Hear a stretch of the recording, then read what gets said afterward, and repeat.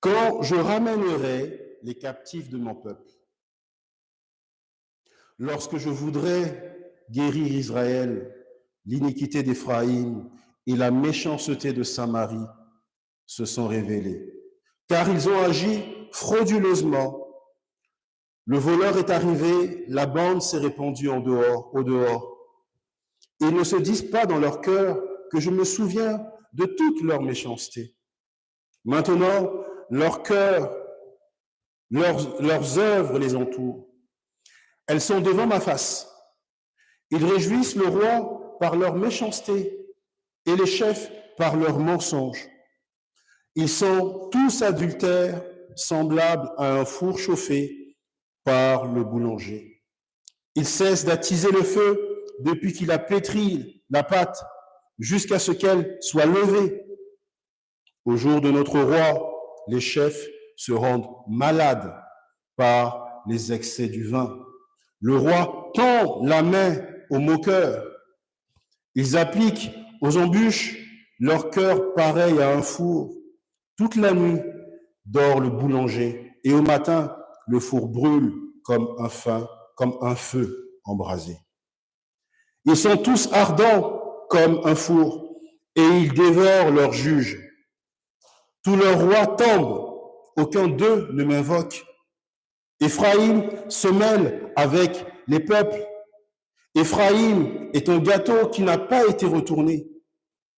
Des étrangers consument sa force et il ne s'en doute pas. La vieillesse s'empare de lui et il ne s'en doute pas. L'orgueil d'Israël témoigne contre lui. Ils ne reviennent pas à l'Éternel, leur Dieu, et ils ne le cherchent pas malgré tout cela.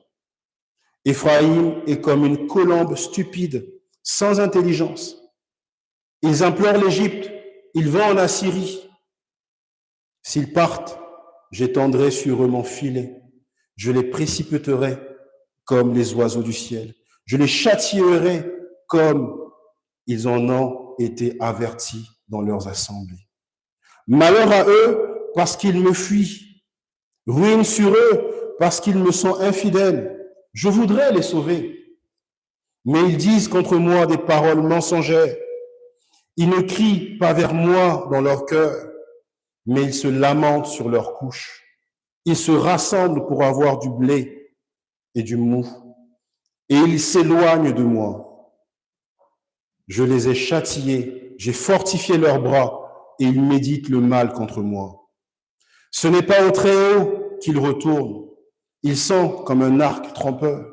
Leurs chefs tomberont par l'épée à cause de l'insolence de leur langue. C'est ce qui les rendra un objet de risée dans le pays d'Égypte. Parole du Seigneur. Amen. Je sais qu'on a fait quand même un arrêt dans le temps qui est quand même assez considérable, donc je vais essayer de faire un bref résumé en introduction. Et donc, le rôle d'Osée en tant que prophète consistait à mettre en évidence ici la violation de l'alliance d'Israël et l'intention de Dieu de déverser des malédictions consécutives à cette transgression. Les thèmes dominants du message d'Osée peuvent se résumer en 3 mots: péché, jugement et salut. En exposant le péché d'Israël, Osée insistait beaucoup sur son idolâtrie. Il comparait la relation d'alliance entre Dieu et son peuple à un mariage, donc à un époux dont l'épouse est infidèle. Il traitait Israël d'adultère spirituel. Israël s'était tourné vers Baal, vers des idoles. Son message principal était un jugement sur l'idolâtrie d'Israël et le péché d'Israël. Et donc, à partir du chapitre 4, le prophète prononce un discours qui condamne cette idolâtrie et cette immoralité d'Israël. Mais nous avons vu qu'au chapitre 5, lorsque le prophète terminait par une note d'espoir, le Seigneur parlant d'attendre que son peuple puissent revenir à lui dans une foi qui était véritable. Et donc, à partir du verset 6, et on continue au verset 7, nous voyons que Osée dénonce le péché constant, l'idolâtrie d'Israël. Et ici, Osée, dans ces textes, se distingue par deux thèmes. Le premier thème est la grâce persistante de Dieu, qui n'abandonnera pas son peuple jusqu'au dernier moment. Malgré toute la méchanceté déjà exposée en Israël, il commence par dire « Quand je ramènerai les captifs de mon peuple », quand il ramènera les captifs de son peuple. Et malgré tout, Dieu dit encore au verset 13, « Je voudrais les sauver ». Malgré leurs péchés, le Seigneur voulut sauver son peuple. Et donc, deuxièmement, malgré toutes les offres de grâce du Seigneur, Israël est constant dans son péché. Malgré tous ces appels à la repentance, Israël continuait à baigner dans son péché. Et nous allons voir aussi que Osée 7 est remarquable par ces métaphores qui sont révélatrices du péché du peuple d'Israël. Donc, sans plus tarder, mon premier point, le péché d'Israël dévoilé.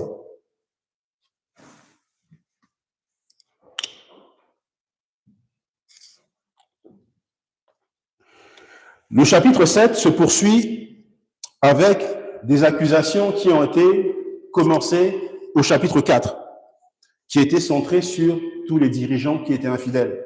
Donc on a vu qu'il y avait la classe sacerdotale qui avait manqué à son devoir de conduire le peuple à la connaissance du Christ, parce qu'ils ont failli dans cette tâche-là, donc ils ont été condamnés. Ici, nous avons la mise en évidence de la flagrante dépravation d'Israël qui a annulé la miséricorde offerte par Dieu. Donc nous lisons, quand je ramènerai les captifs de mon peuple, lorsque je voulais guérir Israël, l'iniquité d'Éphraïm et la méchanceté de Samarie se sont révélées. Et la Samarie, cette ville, comme on le sait, était la capitale principale du gouvernement, mais elle représente aussi toute la nation entière. Donc c'était pas seulement les chefs et les rois qui péchaient, mais c'était toute la nation qui était en faute. Cette société tolérait le mal sous toutes ses formes. Et les yeux de Dieu se posent d'abord sur l'effondrement de l'ordre civil. Alors que des criminels dominent le pays, nous lisons au verset 1, car ils ont agi frauduleusement. Le voleur est arrivé. La bande s'est répandue au dehors. Donc, nous pouvons voir que peu d'efforts ont été consentis pour sécuriser les gens, pour sécuriser les routes et protéger le peuple contre le vol. La criminalité est omniprésente dans la société. Les gens se mentent les uns aux autres. On parle de fraude, on parle de mensonges. Les voleurs cambriolent et les gangs agressent les gens dans les rues. Et donc, après avoir dénoncé les prêtres, le sacerdoce, Osée s'attaque maintenant à la corruption dans le royaume d'Israël. Le prophète accuse alors tous les citoyens de la Samarie et tout le peuple parce qu'ils obéissent au roi par des flatteries. Nous lisons, ils réjouissent le roi au verset 3 par leur méchanceté et les chefs par leurs mensonges, par des compliments exagérés, par des flatteries au roi. Non seulement les fonctionnaires du roi ne font rien pour lutter contre cette ascendance du péché, mais ils se délectent du péché et ils y prennent plaisir. Pour décrire cette scène politique, osez prendre l'exemple d'un four à pain surchauffé. Osée utilise cette scène pour dépeindre la cour royale d'Israël. Au verset 4, il dit « Ils sont tous adultères, sans exception, semblables à un four chauffé par le boulanger. Il cesse d'attiser le feu depuis qu'il a pétri la pâte jusqu'à ce qu'elle soit levée. » Et on va s'entendre ici quand on dit qu'ils sont tous adultères. Il parlait plus d'une infidélité spirituelle. On ne parle pas de relation entre hommes et femmes, mais c'est une infidélité qui est spirituelle. Au lieu de se tourner vers le Créateur, mais ils se sont tournés vers la créature. Ils adoraient les hommes. Ils appellent adultère parce qu'ils avaient violé la foi promise à Dieu. Parce qu'ils s'étaient livrés au culte de Baal. Parce qu'ils s'étaient entièrement corrompus. Entièrement corrompus. Et donc, quand les hommes se corrompent dans toute leur vie et s'éloignent de leur Dieu pour des idoles, ils sont, à juste titre, considérés comme des adultères. Ils ont péché volontairement, ils ont saisi avec ardeur l'occasion de pécher et qu'ils ont été chauffés comme un four ardent. Un four chaud qui n'est pas utilisé pour l'usage auquel il est destiné, décrit les passions mal dirigées d'un peuple qui est pris dans l'idolâtrie. Et ce feu ne s'est pas allumé soudainement, d'un seul coup. Ce feu fut allumé depuis longtemps, parce que depuis, ils prenaient plaisir dans leur péché. Et nous lisons au verset 5, « Au jour de notre roi », quand on dit « au jour de notre roi », il y a des commentateurs qui parlent de l'anniversaire du roi, mais ici, il est plus question du jour du couronnement du roi. Parce que vous allez remarquer que par la suite, il y a une succession de coups d'État qui ont fait chuter les rois à cette époque. Et donc, au jour de notre roi, les chefs se rendent malades par les excès du vin. Le roi tend la main au moqueur. Le prophète reprimande ici surtout le roi et ses princes. Au jour du couronnement de roi, c'est-à-dire que les excès ont été si grands que le roi lui-même est tombé dans l'excès.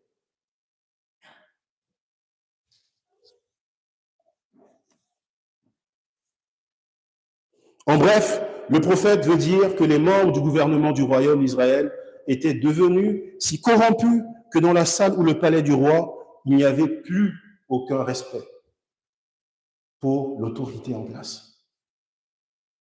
Il n'y avait plus aucun respect pour le roi qui était là. Le roi aurait dû se conduire d'une manière digne du rang, du plus grand honneur. Parce que les moqueurs sont ceux qui dédaignent obstinément et avec mépris la correction et la réprimande. Ce sont des insensés, les moqueurs.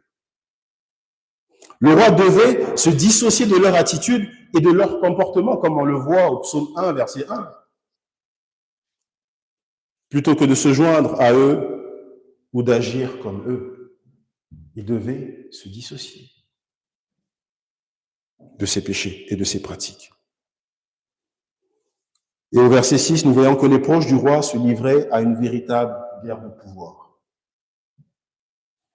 Le roi était entouré des personnes, en effet, qui voulaient les faire sauter, comme on dit.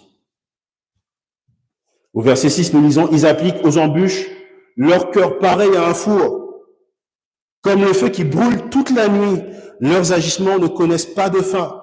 Toute la nuit dort leur boulanger, et au matin, le four brûle comme un feu embrasé. »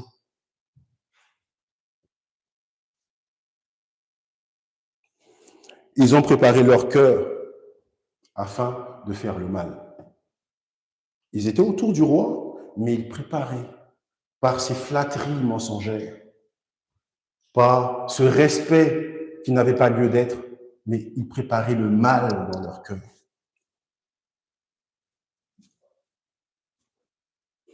Bien qu'ils n'aient pas d'abord manifesté leur méchanceté, ils ont cependant préparé leur cœur d'avance, comme on allume le four, ou comme on chauffe le four avant de préparer le pain.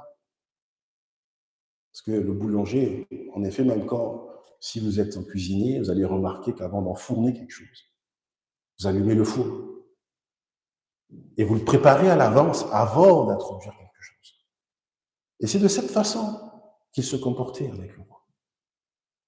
Qu'ils préparaient d'avance leurs mauvaises œuvres, leurs mauvaises actions. Ces actions ont été conçues dans leur cour et dans leur cœur avant de se traduire en actes de méchanceté manifeste. Et donc, l'un après l'autre, les rois sont tombés sur les lames des imposteurs, avant d'être eux-mêmes victimes de coups d'État. Osée a dit, verset 7, « Ils sont tous ardents comme un four et ils dévorent leurs juges. Tous leurs rois tombent. » Il s'agissait d'un feu qui ne s'éteignait pas. Il s'agissait d'un feu qui continuait de faire des ravages. D'une part, ce n'est pas surprenant que l'histoire de la royauté d'Israël se soit déroulée de la sorte. Après l'échec du long règne de la maison de Jéroboam, les rois sont montés sur le trône par l'épée et ils sont tombés de la même manière. D'autre part, l'aveuglement de la nation est frappant. Et il ne fait aucun doute que les années qu'ils ont passé à s'adonner au culte de Baal, les ont aveuglés spirituellement. Ils baignaient tellement dans l'idolâtrie qu'ils étaient aveuglés, ils ne voyaient rien de ce qui se passait. Et Osée 7, verset 2, le verset 2 observe, « Ils ne se disent pas dans leur cœur que je me souviens de toute leur méchanceté. Maintenant, leurs œuvres les entourent.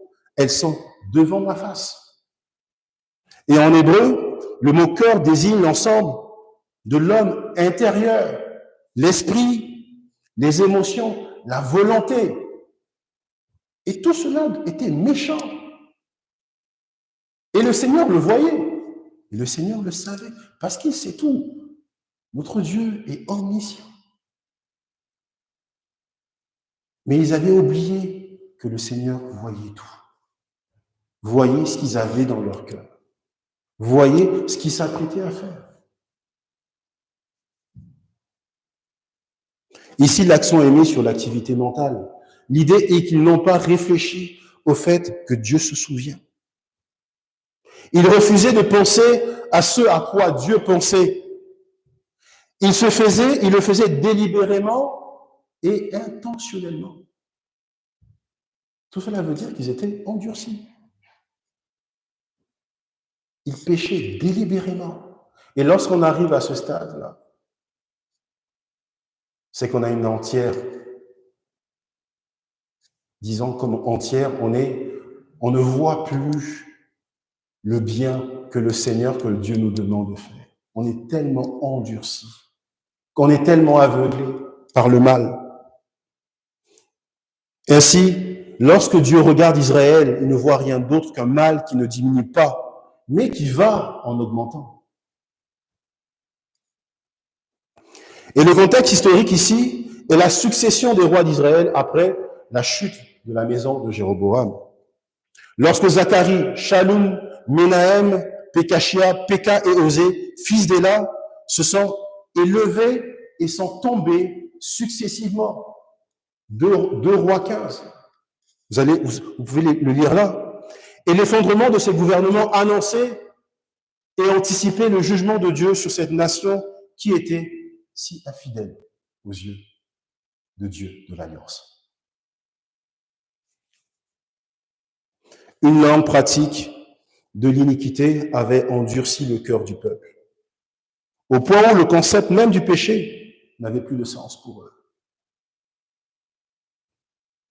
Ces péchés sont devenus un comportement qui était normal et acceptable dans cette société. Puisque tout le monde péchait, du roi jusqu'à la simple personne. La honte manifestée par le prophète Osée concernant l'état moral et spirituel d'Israël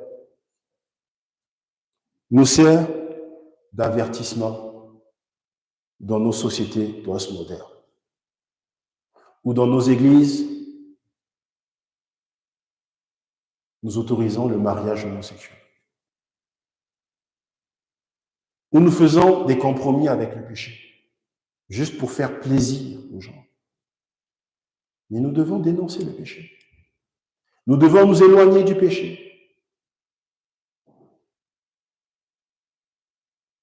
Nous allons dans le monde pour témoigner de Christ. Mais ce n'est pas pour autant que nous allons adopter le mode de vie des impies. Parce que nous sommes sel et lumière dans ce monde. Amen. Donc ce qui est vrai pour Israël en tant que nation se reproduisait dans la vie personnelle des dirigeants d'Israël. Mais les dirigeants n'ont plus songé à s'humilier en faisant appel à leur Seigneur. Au verset 7, nous lisons « Tous leurs rois tombent, aucun d'eux ne m'invoque. Tous leurs rois tombent et aucun d'eux, personne n'invoque le Seigneur. Personne ne prie le Dieu de l'Alliance. Malgré les signes de détresse, leur incapacité à invoquer le Seigneur dans la prière témoigne d'un esprit d'autosuffisance. Ils étaient autosuffisants. Ils n'avaient pas besoin de ce Dieu-là qui les avait délivrés. Ils manifestaient cette autosuffisance. La prière est toujours un indice d'un degré de notre dépendance à Dieu. Par la prière, nous montrons à notre Seigneur que nous dépendons entièrement et exclusivement de lui. Le roi Zacharie a hérité du trône de son père, Jéroboam II, et il n'a pas invoqué le Seigneur. Après seulement 6 mois, il fut assassiné, mettant à sa place Shallum, son meurtrier. Ce roi, Shallum, ne s'est pas repenti et n'a pas prié non plus. Et après avoir régné 1 mois seulement, son rival Menahem l'a tué et s'est emparé de la couronne. Menahem, non plus, n'invoqua pas le Seigneur. Mais après 10 ans, il mourut naturellement et laissa son fils Pékasha comme roi. Ce roi non plus n'invoqua pas le Seigneur. Et au bout de 2 ans, son général Pékash lui ôta la vie et la couronne.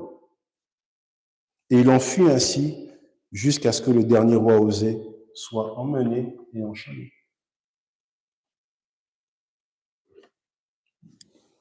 Et nous n'avons pas besoin d'imaginer ce qui serait arrivé si l'un de ces rois s'était repenti, s'était tourné vers le Seigneur, avec une foi renouvelée, avait abandonné ses idoles et avait adoré le Seigneur avec une foi véritable.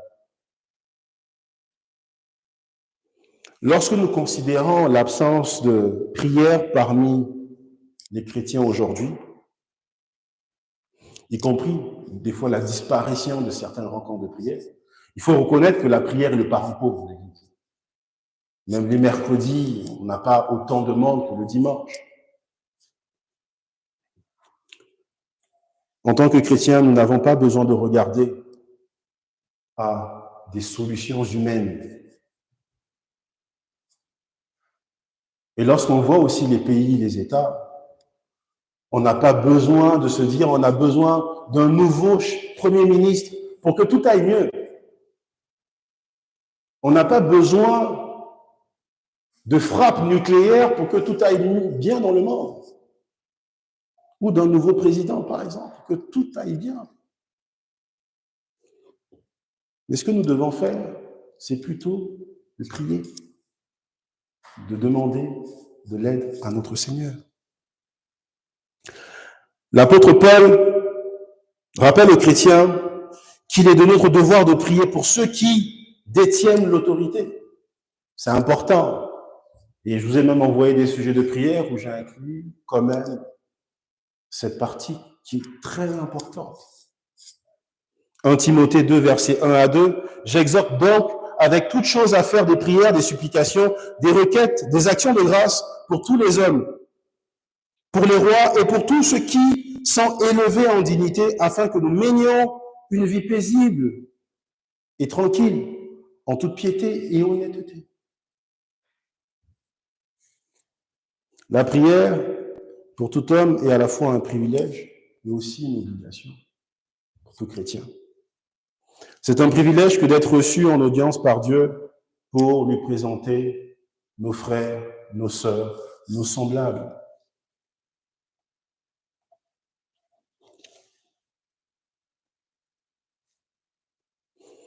Et donc, les rois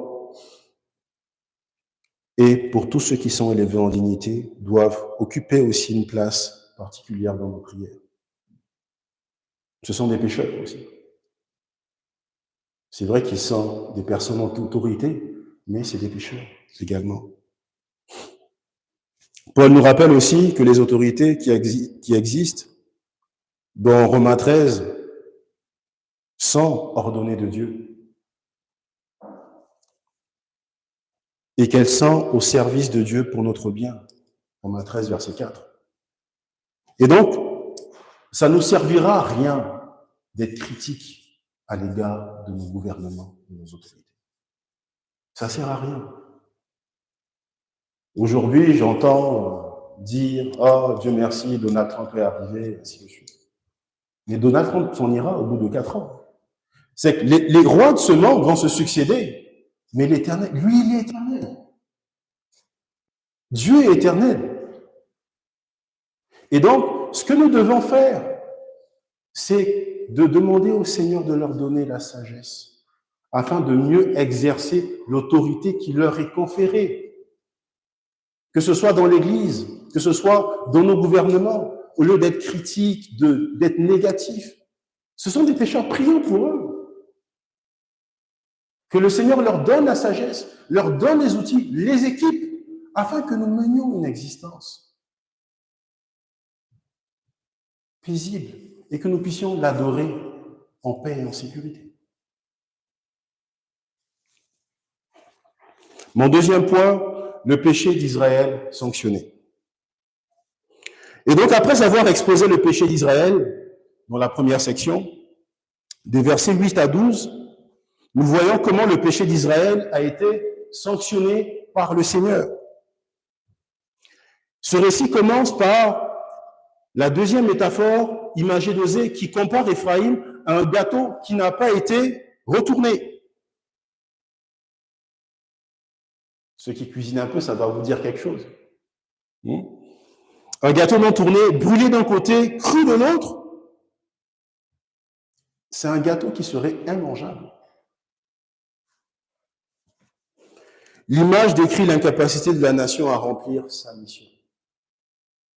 La nation instituée pour être sainte, comme on le lit dans Exode 19, s'est alliée aux païens au point d'être elle-même impie.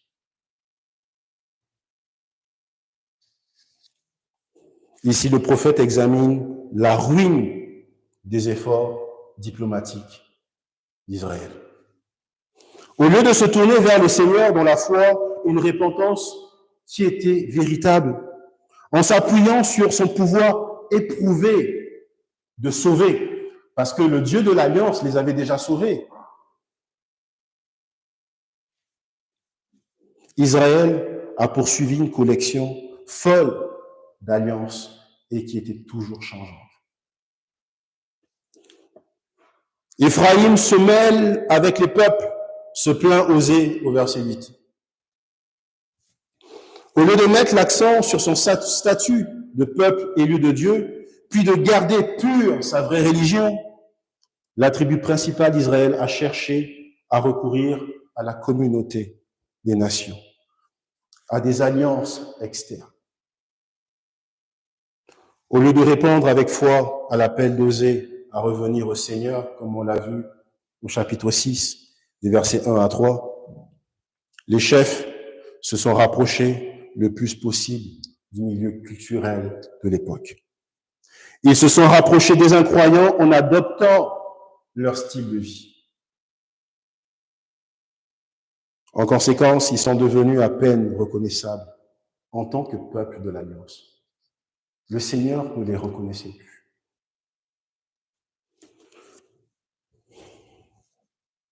Comme c'est souvent le cas lorsque des chrétiens tentent de faire des compromis avec des environnements qui sont malveillants. Lorsqu'on fait des compromis avec le péché, nous aurons cette ouverture-là à vivre selon le monde, selon la direction du monde. Mais ce n'est pas ce que le Seigneur souhaite pour nous. Et nous sommes mis en garde par cette stratégie d'accommodement culturel. Jésus s'est adressé à l'église de Laodicée, comme on l'a vu avec Pasteur Perron dans l'Apocalypse, dans le chapitre 3.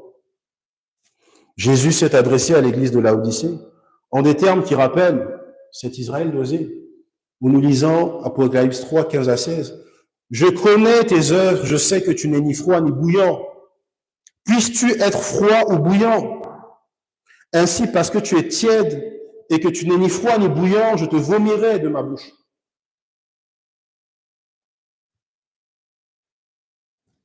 Le Seigneur aurait préféré voir Israël soit nettement indifférent, soit vraiment zélé. Au contraire, elle était assez chaude pour donner l'impression qu'elle était avec Dieu, mais assez tiède envers des choses divines parce qu'elle adorait Baal. En outre, cela a donné la nausée au Seigneur. Et ça donne la nausée à notre Dieu. Israël se caractérisait par l'orgueil, par l'ignorance, la suffisance et la complaisance. Osée décrit, au verset 9, « Des étrangers consument sa force et ils ne s'en doutent pas. » Ce scénario conduit à une autre métaphore. Versets 9 à 10. « La vieillesse s'empare de lui et il ne s'en doute pas. L'orgueil d'Israël témoigne contre lui. Ils ne reviennent pas à l'Éternel leur Dieu et ils ne le cherchent pas malgré tout. » L'idée ici, c'est celle d'un homme qui n'a pas pris la mesure de ses forces qui déclinent. Des forces à cause de son péché, de cette force-là qui décline, qu'il est en train de perdre. Au fur et à mesure que le vieillissement s'installe, au fur et à mesure que le temps passe, il ne prend pas conscience de ce qu'il est en train de perdre, de cette capacité qu'il avait dans son Dieu de l'Alliance. Il est en train de perdre toutes ses capacités. Croyant posséder une force qui n'exclut plus, sa vantardise n'est pas à la hauteur de ses exploits. Israël orgueilleux, il ne songe pas à s'humilier devant le Seigneur, ni cherchant la rédemption, malgré cette ruine qui l'entoure. Et une autre métaphore, ici, une image suit, c'est celle de la colombe. Ces oiseaux, bien que pacifiques, ils étaient réputés parce qu'ils n'avaient pas d'intelligence. Ils allaient dans toutes les directions. Ils étaient particulièrement peu dignes de confiance en tant qu'oiseaux migrateurs, car ils volaient dans toutes les directions sans savoir où ils se trouvaient. Et nous lisons au verset 11, « Éphraïm est comme une colombe stupide, sans intelligence. Ils implorent l'Égypte, il vend en Assyrie. Telle était la folie d'Israël. Peu disposé à offrir un repentir sincère pour gagner la foi en Dieu, en ce Dieu de l'Alliance. Et il s'agit d'un rappel pour nous tous que toutes nos actions et nos pensées sont ouvertes et parfaitement connues de Dieu. Et qu'elles devraient donc motiver en nous un comportement sain, de marcher sainement tous les jours. On peut se dire que Dieu ne nous voit pas, que les autres ne nous voient pas. Mais non, c'est faux. Dieu voit tout. Dieu voit tout ce que nous avons, tout ce que nous mijotons dans notre cœur. Est-ce que nous mettons réellement confiance? Est-ce que nous mettons cette confiance en notre Dieu? Est-ce que nous nous reposons entièrement en lui? Est-ce que nous nous basons uniquement sur notre intelligence, sur notre soi-disant sagesse?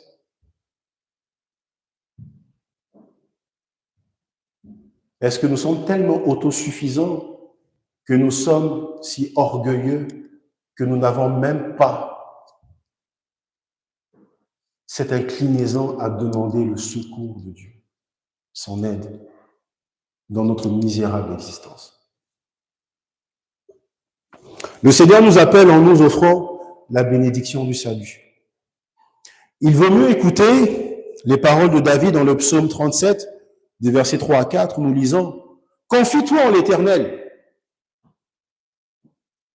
et pratique le bien, et le pays pour demeure et la fidélité pour pâture. Fais de l'Éternel tes délices, et il te donnera ce que ton cœur désire. » Amen.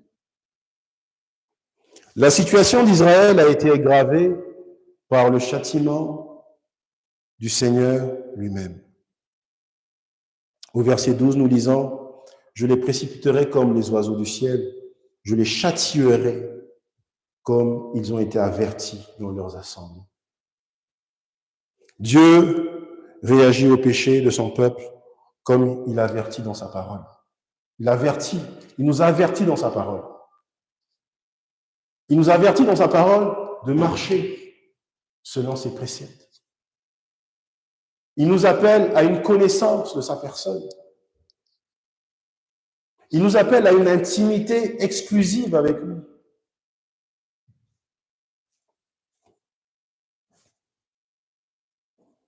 Jésus a reprimandé les Laodicéens infidèles. Apocalypse 3, verset 17. Parce que tu dis, je suis riche, je me suis enrichi et je n'ai besoin de rien. Et parce que tu ne sais pas que tu es malheureux, misérable, pauvre, aveugle et nu. Et pour un Israël sans foi et orgueilleux, la réaction de Dieu impliquait la perte des richesses, la perte des possessions. Parce qu'ils se sont reposés sur leurs acquis, ils se sont reposés sur leurs richesses. Que le Seigneur les dépouille de tout ce qu'ils ont. Parce que c'est le Seigneur qui donne tout ce que nous avons. C'est le Seigneur qui nous donne un emploi. C'est le Seigneur qui nous donne une famille, qui nous donne des enfants. Et lorsque nous ne venons pas à lui, et lorsque nous ne reconnaissons pas que c'est lui qui nous les donne, ben, il s'ensuit ce qui s'est passé pour Israël, c'est qu'il nous dépouille de tout. Mais c'est pas pour notre malheur, c'est qu'il veut nous emmener à lui, il veut nous appeler à une repentance. Si nous évaluons notre propre vie et que nous voyons une parabole de l'époque d'Osée, Jésus nous appelle à nous repentir. Apocalypse 3, verset 20, « Voici, je me tiens à la porte et je frappe. Si quelqu'un entend ma voix et ouvre la porte, j'entrerai chez lui, je souperai avec lui et lui avec moi. » Amen. Mon troisième point, les lamentations de Dieu sur le péché d'Israël. Et donc, cette dernière partie détaille les lamentations de Dieu à l'égard d'Israël.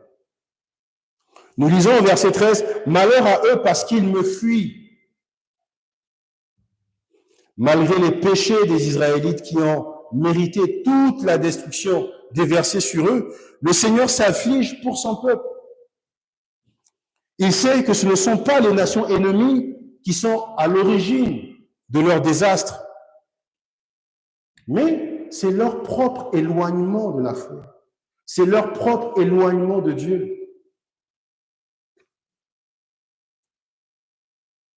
La justice de Dieu crie, verset 13, « Malheur à eux parce qu'ils me fuient, mais la miséricorde de Dieu répond, je voudrais les sauver. » C'est un Dieu formidable. Mais malgré ça, il veut sauver son peuple. Nous voyons ici cette tension dans le cœur de Dieu révélée tout au long du livre d'Osée. Typifiée par le mariage du prophète avec une femme adultère qu'il aimait. C'est comme si son peuple le mettait dans l'embarras. Il est déchiré entre deux passions. Appliquer la justice ou faire miséricorde. Dieu répond par la fidélité obstinée d'Israël. Mais ils disent contre moi des paroles mensongères. Israël dit des paroles contre son Dieu, qui sont mensongères. Il s'agit sans aucun doute de cette fausse religion, de cette fausse adoration, des cultes de Baal qui les ont éloignés du Dieu de l'Alliance. Ils prétendaient être des adorateurs du Dieu, mais en effet, ils adoraient. Ils étaient tellement baignés dans cette idolâtrie.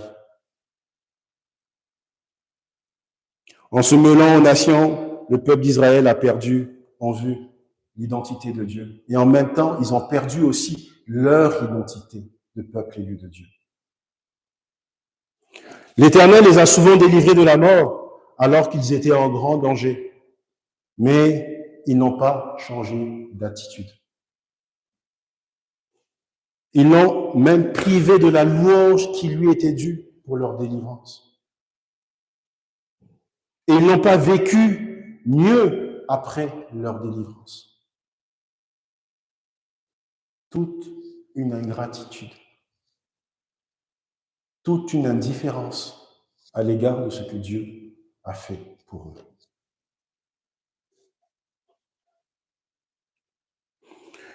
Puisque donc il n'y a aucun changement pour le mieux, Dieu montre maintenant qu'il ne prodiguerait plus sa faveur à des hommes aussi impies.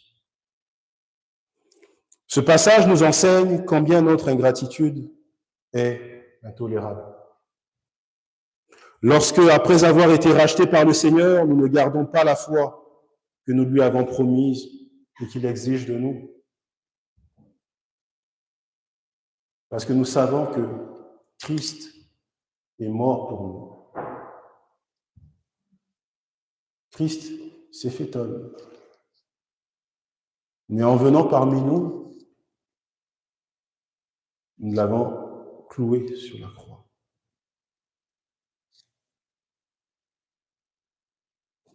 Car Dieu est notre libérateur, à cette condition que nous lui soyons entièrement dévoués.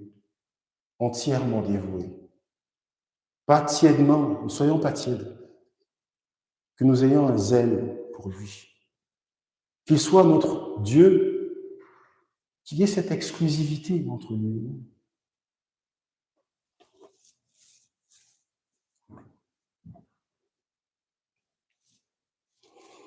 Jean Calvin note que car celui qui a été racheté ne doit pas vivre comme s'il avait droit à lui-même et à sa propre volonté.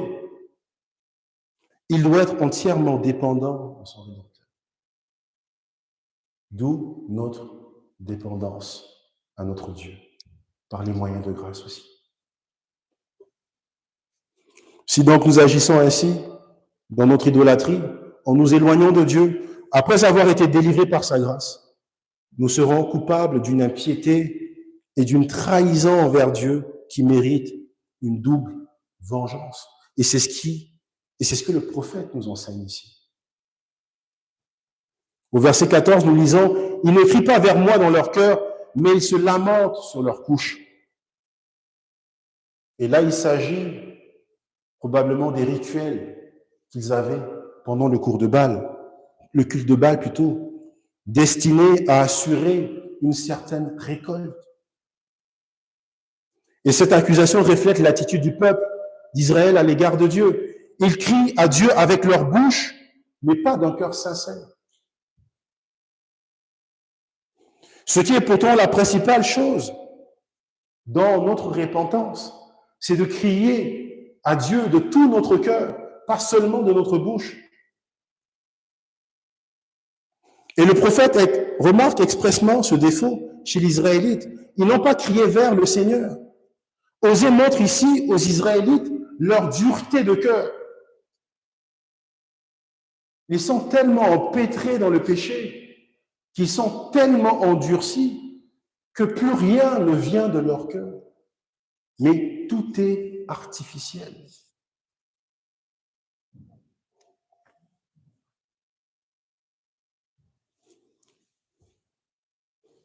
Car lorsqu'ils furent frappés par la main de Dieu, ils ne s'enfuirent pas vers lui pour implorer son pardon. Du moins, ils ne le firent pas d'un cœur sincère. Au verset 14, on lit, « Mais ils se rassemblent pour avoir du blé et du mou, et ils s'éloignent de moi. » Ils ne s'affligeaient pas d'avoir offensé Dieu. Ça leur était égal de savoir qu'ils avaient fait du mal à leur Dieu. Ils ne se soucient ni de sa faveur, ni de son mécontentement, pourvu qu'ils jouissent du mou et du blé, de cette récolte-là qui espérait tant du culte de Baal qu'il donnait.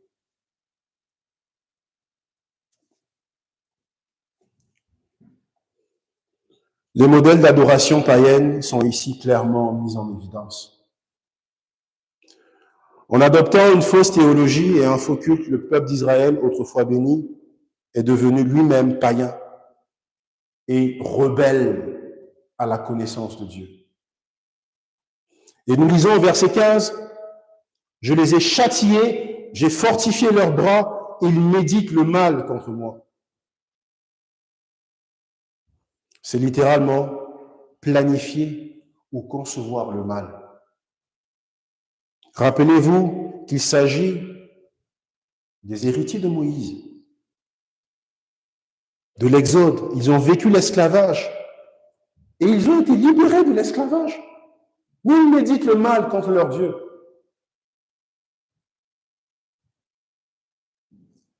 Ils sont les descendants de Josué et de sa génération qui ont conquis la terre promise. Leur passé passe par le roi David et son sage fils Salomon, avec toutes les gloires de la loi, de la foi et de l'adoration qui ont fortifié cette nation. Pourtant, malgré ce passé, la puissance de la corruption du péché est manifeste dans leur vie.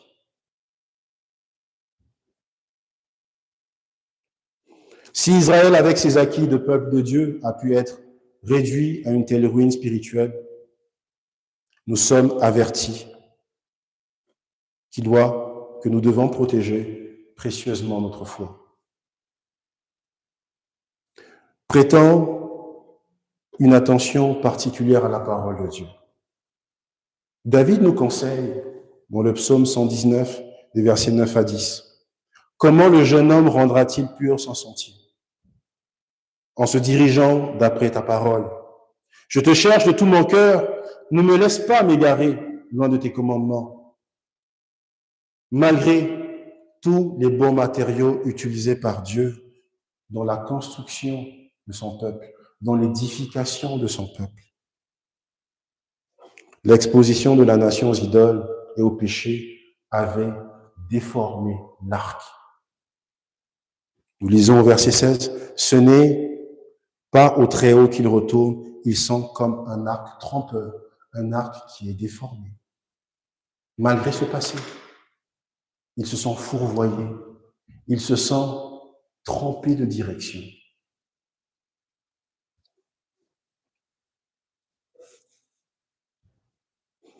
Ici, on parle d'un arc dont la corde est détendue. Et donc, le fonctionnement est aussi défectueux. Donc, ils étaient défectueux dans leur raisonnement, dans toute leur vie, dans leur façon de marcher, dans leur adoration également, parce qu'ils adoraient la créature au lieu du Créateur.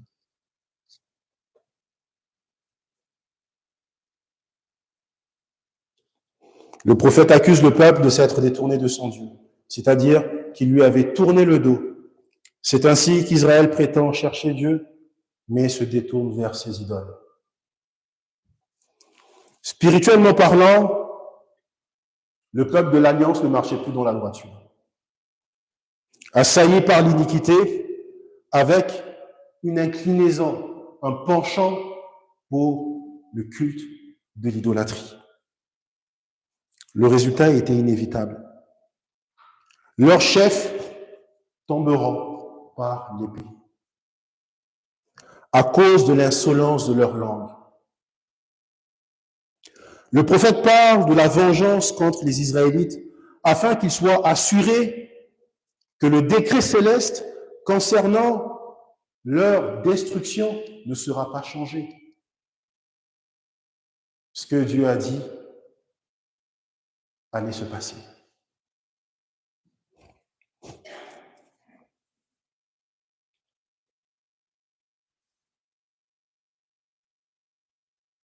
Ils méprisaient toutes les prophéties.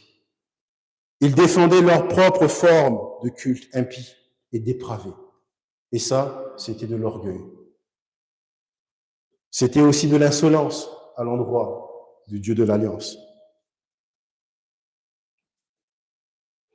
Même les alliés qui avaient autrefois courtisé se moqueront de la chute d'un Israël insensé et affaibli. Nous lisons verset 16, « C'est ce qui les rendra un objet de risée dans le pays d'Égypte. » En essayant de s'associer aux autres pays, Israël se croyait à l'abri. Car ils peuvent instantanément appeler les Égyptiens à leur secours. Si quelqu'un s'opposait à eux ou si un ennemi les envahissait, ils pouvaient faire appel à la Syrie aussi. Or, puisque leur confiance repose sur l'Égypte, je ferai en sorte que les Égyptiens les méprisent. Je les livrerai à toutes sortes d'opprobres parmi leurs amants. Parce que c'était des amants. Parce que dans l'idolâtrie, on parle d'adultère spirituel. Donc l'idole est un amant. En fait, c'est imagé ici, mais c'est comme si on allait vers des amants.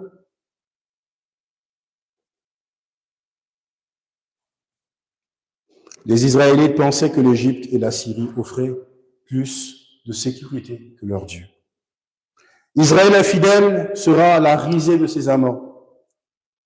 Nous commettons le même type de péché lorsque nous cherchons nos épanouissements dans les richesses de ce monde. Lorsque nous recherchons notre quiétude, notre bien-être si bas dans des choses qui sont éphémères. Et le risque, c'est que nous soyons la risée de tous ceux qui sont sur terre et de tous ceux qui sont à l'image de Dieu et de tous ceux qui sont des créatures de Dieu. En conclusion, dans le contexte des Écritures et de l'histoire, la chute d'Israël décrite ici n'a rien de remarquable. La prospérité dont jouissait la nation dans les années précédentes, le prophète, ont conduit à une corruption, ce qui a déstabilisé le gouvernement et a placé des usurpateurs, des imposteurs sur le trône. Un peuple autrefois fier par son identité est tombé, a été conduit et qui est dans l'humiliation. Cela se produit pratiquement à chaque siècle de l'histoire. Qu'il s'agisse de l'ancienne Babylone, de Rome ou des empires qui sont plus modernes, nous voyons qu'il y a des rois qui tombent aussi. Ils ne sont pas éternels. On a vu dernièrement en Syrie, à Damas, Bachar el-Assad. Ainsi de suite. On a vu des Kadhafi de ce monde. On a vu des Saddam Hussein de ce monde. Ils ne sont pas éternels. Mais Dieu, lui, il est éternel.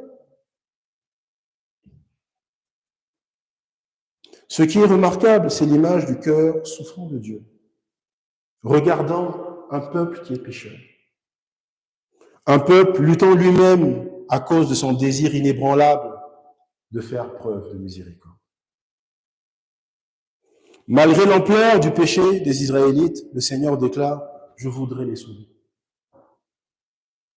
Je voudrais les sauver. »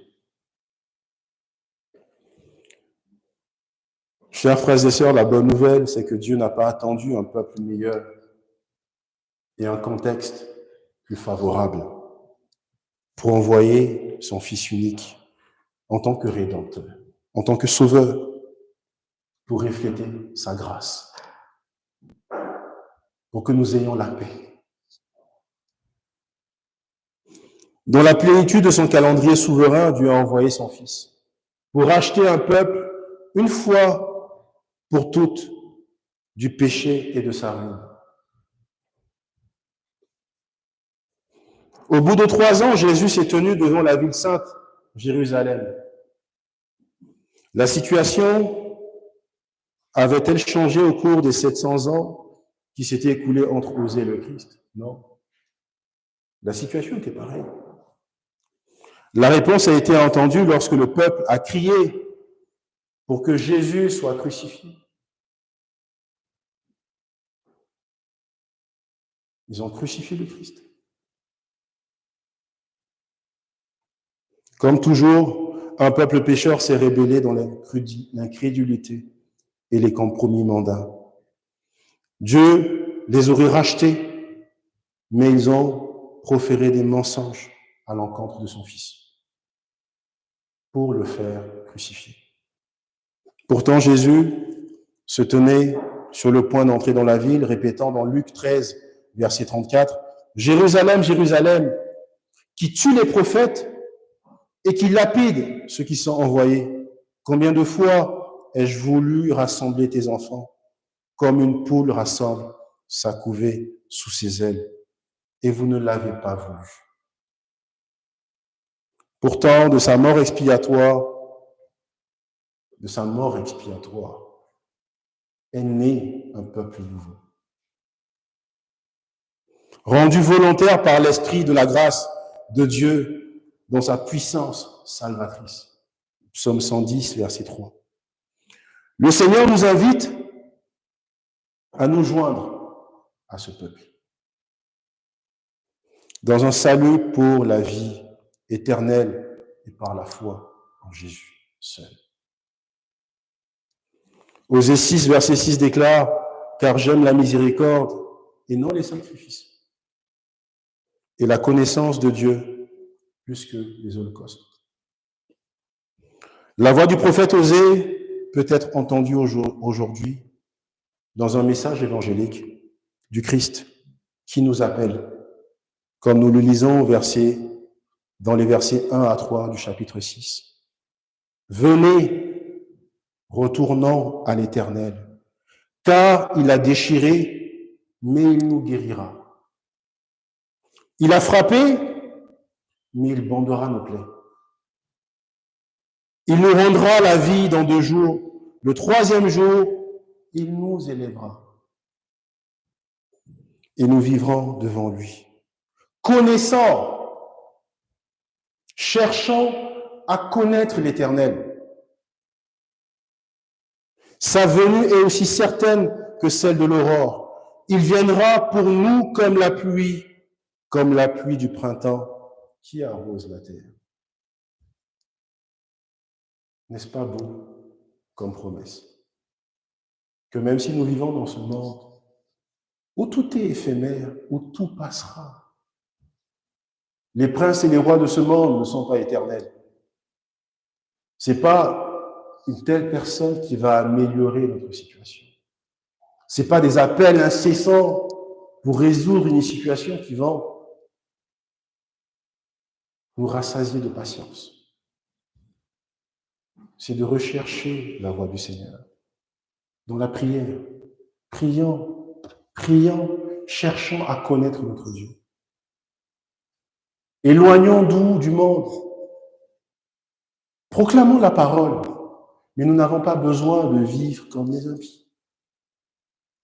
Nous n'avons pas besoin d'avoir pour modèle des pécheurs, parce que nous avons un modèle ultime et exceptionnel en la personne du Christ Jésus, qui est venu parmi nous, qui s'est humilié, qui s'est donné pour nous, afin que nous ayons